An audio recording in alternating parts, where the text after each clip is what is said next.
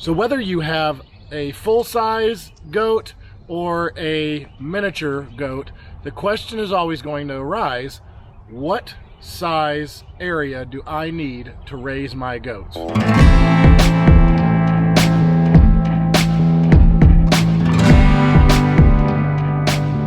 Hey everybody, welcome back to Cattywampus Acres. It's Jason the Milkman, and today we are going to cover something that we get a ton of questions about, and that is, how much space do you need to raise goats? Well, if you're thinking about raising goats, or you've already started raising goats and maybe jumped in a little quicker than you were ready for, the question always comes up, how much space do you need to raise goats? One of the first questions that's going to come up is, are you raising a miniature or are you raising a full-size goat? And are you raising meat goats or dairy goats? Because all these animals are very different size creatures. So when it comes to miniatures, like Laurel here, who is not supposed to be in the feeder. So miniature goats, such as Nigerian dwarfs, pygmies, mini manchas, or even mini Nubians that some people are raising now, all of these creatures are gonna just be about 2 feet at the withers or the shoulders, and so they are a very small, compact animal. Most of them are gonna be max around the 50 to 60 pound range. So that is a pretty small goat. That's about half the size of a full-size dairy goat. Now if you're talking about a La Mancha, like Veruca that's taking a little nap behind me here, La Manchas are gonna be about 3 feet at the withers, and they can get up to 130, 140 pounds when they are full grown. Significantly different size than dealing with a miniature goat. So one thing you may note is, currently we have our La Manchas in this area, which is about 50, 60 feet long, and I don't know, about 40 feet deep. But then we have our Nigerians in an area that is like 100 feet long and about 40 to 50 feet deep. So you may ask, Jason, why do you have the large animals in the smaller area and the small ones in the bigger area? Well, the current reasoning for that is we have more miniatures in this large area, therefore we need a larger area. We have less La Manchas, that's why they are in the smaller area beside me here. So if you haven't picked up on it yet, the reason we have our goats in the areas that they're currently in is due to breeding and milking. Right back here is our milk barn. That is why any of the girls that are in milk have to be over in this area so we can bring them into the milk barn and milk them. Now this area over here we are currently using for breeding, and so these La Manchas are getting bred with Quag that is got his head buried in the hay feeder right now. Also, if you look right back here in this area, we have Luna, who is a full La Mancha, and Miyagi, who is a full Nigerian dwarf, and they are breeding right now. We have to help them a little bit because Miyagi's a smaller guy and Luna is a tall girl. And they are the parents of Laurel over here, who is a mini mancha. Mini manchas are actually a recognized dairy breed by the ADGA. Now our larger area here, we have a barn that is 12 by 8. It's sectioned off into an 8 by 8 area and a 4 by 8 area. And this is a great house for all the goats. I will say, over the years they raised the level of the floor because goats are like the messiest animals when it comes to eating. And so they will sling hay all over the place, and so if you don't stay on it, you'll notice that the ground level starts to go up and up and up and sort of shrink the height of the area that you're working in. But this is a more than sufficient barn to keep all these goats in. They can all go in there. So when it rains, they will go under this awning or they will go in one of the barns either side.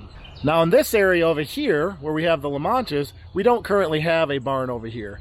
It will be coming soon. We are in the process of a couple other projects, like building a fence for our buddy Kevin, because we want Kevin to roam the backyard and protect the farm. Also, way down here, we have a large enclosure that's about 75 by 75, and that is where Fiona and our 2 wethers are, and her little boy, Leroy. Make sure you watch all of our videos so you can check out Leroy. He was just born about a month ago. He is the cutest mini donkey ever. And this area down here, we do keep goats in, but when Fiona's down there, she can be a little aggressive. Her boys, Bojangles and Buford, those are our 2 wethers down there. She loves them, and so she doesn't mess with them too much. I say too much because she does a little bit. But the girls, she will chase around, and if it's a smaller goat, she will definitely kill them. So we have to be super careful, and you should be super cautious when you're mixing animals on which animals can go together and which cannot. But that, my friends, is a topic for a whole nother video. So I get it.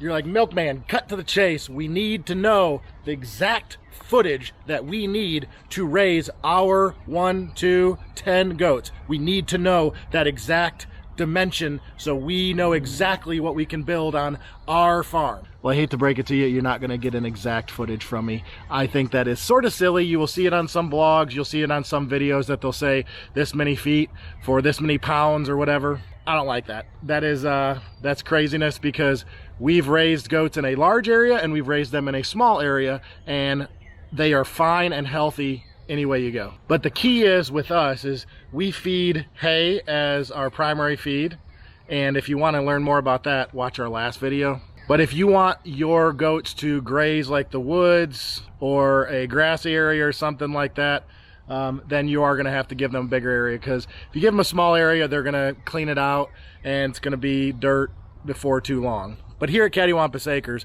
we run what's called a dry paddock. And our reasoning behind running dry paddocks is because we don't want our goats eating off the ground and getting a bunch of parasites. And that's actually by recommendation of both of our vets that we use. So really what it breaks down to is the functionality of the area you need and keeping your goats healthy. That's always going to be what we talk about here at Cattywampus Acres, is making sure your goats, not my goats, your goats and your neighbor's goats and my goats, we're all different.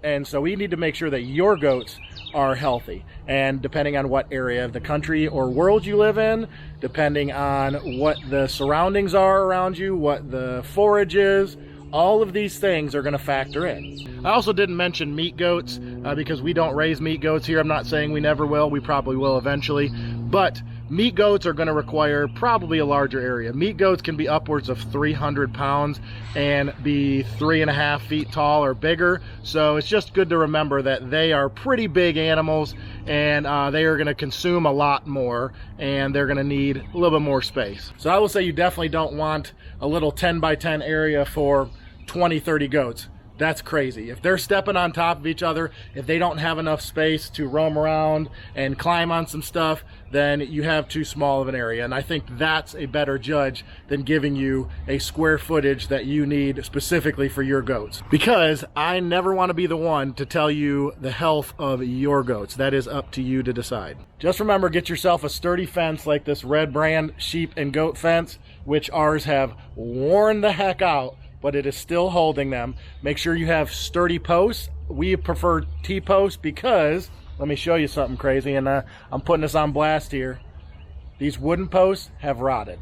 So we are going through and replacing all the wooden posts with T-posts, which are steel and will last forever and ever. Because your infrastructure for your goats is way more important than the specific size that we could possibly give you. Goats are very mischievous animals, and they will push the limits of whatever area you give them. They are very good climbers, and they can climb under things and over things and through things. So just make sure you pay attention depending on the size of goats you have and basically their strength on what's going to hold them. In my opinion, that's going to be way more important than giving you a specific square footage on what you need. So well, what else is going on here in the farm?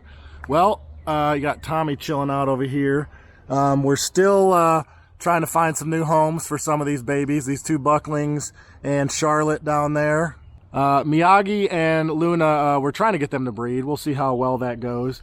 All these girls are here doing great. We're trying to pay attention to see what's going on with the breeding here. Quag has never officially bred anybody, but these girls are flagging right now, if you pay attention, and they are willing to get bred, so we just need Quag to breed them. And Ollie is still good old Ollie. Just taking a little nap is all. Y'all check out Kevin. This guy is getting so stinking big, it's insane.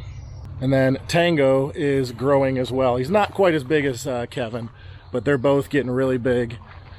And they are learning their roles here on the farm. We're moving our chicks through this tall grass area back here, and check them out, y'all. They're getting super big. And we found out that I was right. Several of these are Brahmas. We have 4 light Brahmas and 2 dark Brahmas in there, which is super exciting because I love them. And we'll determine what these white ones are later, but we're looking forward to these hens growing and becoming some of our layer flock. Tango, don't eat chicken poop. Quit. If we could get the dogs to stop eating poop, that would be great. Come here. Big garden is uncovered. We buried our drip tape and we have planted a few rows of tomatoes and peppers, and we're working on planting out some more. Potatoes are up, they're looking great. Asparagus, we did eat some, and I'm just letting it grow out a little bit more and make it get stronger. But check out, we do have some pretty good looking stalks in there. Pretty cool, huh? And our bee balm and lemon balm and stuff is looking great. And in our perennial herb garden, we did pull the lavender. It didn't really do too well over winter. We will have the fence going in this weekend. We got some of Keaton and his friends coming over. I'm gonna pay them to help me with fence, because if you've ever done fence, boy, it can be rough. And as you can see over here, we have some cool weather stuff still coming out, even though it is pretty warm. And then we're getting ready to start corn in this area. And I'm just gonna hand plant the corn this year. So what I'm gonna do now is I'm gonna put a video link right here, and it's going to take you to a whole playlist of other goat videos that we have, and you can check that out. Up here, I'm going to put a link to our website where you can check out all of our awesome goat milk soap, so make sure you check those out. But for now, Homestead, home fed. We'll see you guys next time.